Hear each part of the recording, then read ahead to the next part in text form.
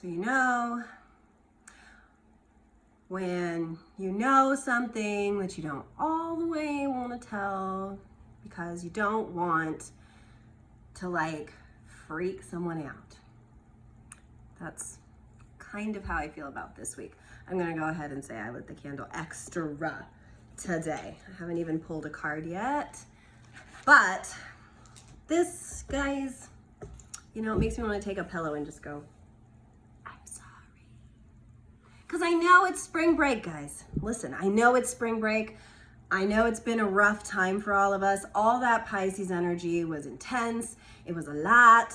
None of us felt like anything was clear. And, you know, then we got this beautiful full moon in Virgo where we're like, yes, queen, getting my shit together. And then the sun moves into Aries and you're like, oh, I finally have the energy to do this. Yes, yes. And then Mercury today is meeting up with Jupiter and it's like, my thoughts feel good. I'm finally starting to get some of these breakthroughs that I've been looking for and it feels really good. And I just want you guys to hold on to that feeling like it's your best friend, because you know, our thoughts and our choices are always there for us despite what's going on in the astrology. And I also believe that sometimes it's really important to know that something's on the horizon so that you can be amply prepared for it.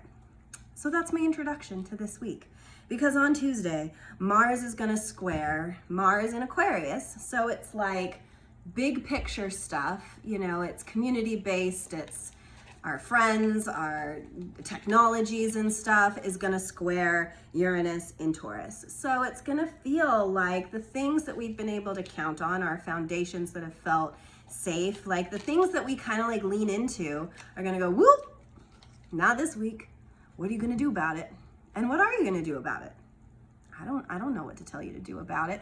It's just gonna feel hard. It's gonna feel like almost like a Mercury retrograde this week again, because Mercury and Neptune are going to meet up too on Wednesday in Pisces. And so it's going to like Tuesday, there's going to be like, I wouldn't say like a big event, but maybe, you know, something bigger that feels kind of ungrounding. And then we're going to follow it up with Neptune in Pisces, you know, in our thoughts. And so we're not going to be able to process things as well this week, if that makes sense. It's going to be harder to like sort through the bullshit, and it's going to feel like there's a lot of bullshit to sort through, and you're going to be like, well, this is very inconvenient because I don't even know what the hell is going on. And super okay. You know, sometimes I think that we always think we need to know, and when we lose control, or when what we know has been taken away from us or proven wrong, I think that that can create some like really intense dynamics within ourselves that then we feel unsafe. But is that a choice? You know, are we choosing to be unsafe just because things are changing, just because things aren't the way that we were expecting them to be? That's kind of my inquiry to you guys this week, because then, you know, Mercury in Pisces which rules our mind, is going to sextile, which means positively play with Pluto. And Pluto is like the, you know, the planet of hard, dark things, you know? So whatever happens this week, it's like we're not going to be able to necessarily mentally put it in its perfect place. It's almost going to feel like fitting a square peg in a round hole, you know? But Pluto likes it that way. Pluto's like, ooh, this is juicy. This is like rad that you're feeling this way, that you're feeling untethered, that things feel in a way like out of place. You know, it's like when you walk into a room and you know something's different about it, but you don't know what. Times your whole life. That's what this week is going to feel like. You know, my cat's like freaking out over there, climbing the wall, like literally jumping on the wall. But that also, so we start the week out pretty intense with the sun just moved into Aries, which is going to feel really good. But then the moon is in Scorpio, which is like super intense. Like the level of intensity today could be a lot, you know. Some people could want to argue. We really want it to be our way. We kind of, you know, can get ourselves worked up over power and control if we want to. So then anyway, Mercury is going to enter Aries towards the end of the week. And, you know, that's like fuel for the fire, right? It's like our thoughts and our sun and what's warming us is all in fiery, passionate, whatever. So if we're going out of town for spring break, if we're doing something that we're really wanting to be fun, maybe like surrender to the fact that the week isn't going to go the way that you're planning it, that things aren't going to like shake out in a predictable, easy way. And that's not necessarily a bad thing. You know, I think that the family stories that we all talk about the most are when things don't go the way that we're planning, you know, or when things don't feel super clear or open to us. And I think that that's where the real juice and the real work is. And I know what you're thinking, more work. Because hasn't it felt like enough lately? Hasn't it felt confusing and hard enough? And the truth is, yes, and there's more work to do. You know, we did not come into this generation to go silently into the night, to be the housewives, to be the hunter-gatherers, to be the workers. We're so much more than that. We're so much more dynamic than that. And we need to get out of this paradigm of control, that we ourselves have the power to make something not happen, because that's not true. Sometimes in astrology, things are going to happen to us, and then we're going to want to instantly go into like this victimization of like, oh, I waited so long for this spring break and now it's not what I was expecting it to be. And it's like, okay, here you are, sit in that. It's okay to mourn the disappointment of things not going the way that you expect them to. But then what do you do with that juice, you know? Because there's a lot of growth and there's a lot of self-recognition that can come when you're put in waters that are unfamiliar. Because that's when you get to know yourself the best. I mean, I know me when I'll be Netflix and chilling. I know me when I'm eating a chocolate bar watching The Bachelor. Yes, I do that. I know me perfectly well when I'm getting into freshly clean sheets and sweet, pleasant dreams. But the ways in which I get to know myself the most is when I'm knocked off kilter, is when I'm having a conversation that's really stretching me beyond what I'm used to dialoguing about, or when situations are happening that are outside of my wheelhouse. That's when I'm like, here is what you're made of, sister friend of yours, mine, me. How am I going to take something that maybe in the moment is going to feel a little jarring or a little ungrounding? And how do I like find my center?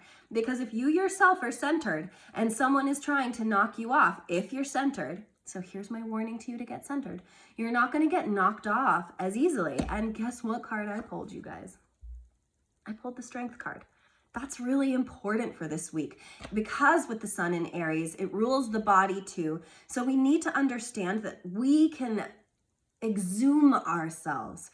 We can work out the proverbial bullshit through our bodies, through our voices, through our thoughts. Like we all get the choice of how we're going to take our steps. And it takes a lot of courage and it takes a lot of strength to see things not going the way we expect them to and bend and move and say, oh, here is this opportunity for me to be a different kind of me. And then the gift at the end of this week of being flexible, of being grounded and centered and being pushed around a little bit is that you will know intrinsically yourself a little bit better than you did before. You know, and that requires introspection. It requires strength of self, not reaching out to other people to solve it for you, but trying to understand that what is going on in the universe right now is a big wake-up call for all of us. And we're all going to be affected differently depending on where, you know, a lot of it's happening in Aquarius. So wherever Aquarius is, whatever house it is in your chart, is where you're going to be affected the most. And maybe look at this week as like a challenge to get to know yourself in a way that maybe you didn't know before. You know, a chance to sit in all of the things that happen that are out of our control and think, but am I okay right now? Because chances are you are, you know, and what can I learn from whatever is coming around the bend? Because when Uranus is playing and Mars is there and Pluto's here and Saturn's here, these are the big life lessons that shape us and make us become the people that I know we all want to be. I think the problem is, you know, we read these beautiful books about heroes and we're so rooting for them. But then when it's time to climb our own mountain, we kind of bail on ourselves a lot, you know, and it's like, I don't want to read a book without a hero's journey or, you know, a plot arc. And here we are. I mean, I think America is in a really big plot arc.